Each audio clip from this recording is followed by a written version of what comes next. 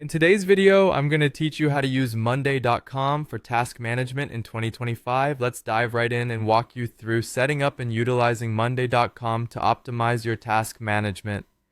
First things first, you'll want to create an account on Monday.com, head over to their website and sign up.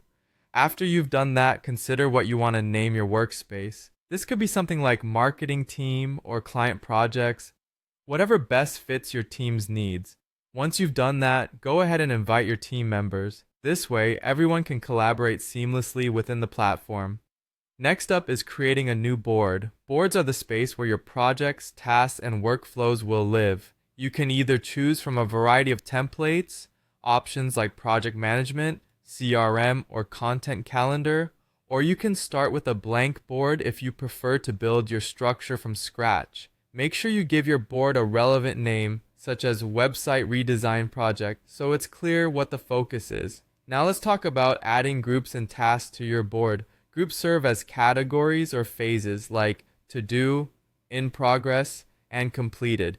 Within each group, you can add specific tasks or items. For example, under the to-do group, you might add tasks like design mockups, write blog copy, or set up email automation. This segmentation helps in breaking down the project into manageable pieces. To further organize your workflow, you can utilize columns to track important details. Common columns you might use include assigning tasks to specific people, tracking the status of tasks such as not started, working on it, or done, setting due dates to manage deadlines, and even setting priorities like high, medium, or low. Feel free to customize these columns to better fit your specific needs and workflow. One of the most critical parts of task management is keeping everything up to date. Make sure team members regularly update the status of their tasks.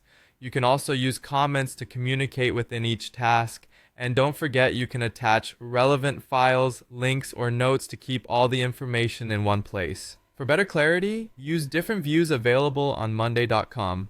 The main table view displays your default task list, while the Kanban view offers a visual board similar to sticky notes.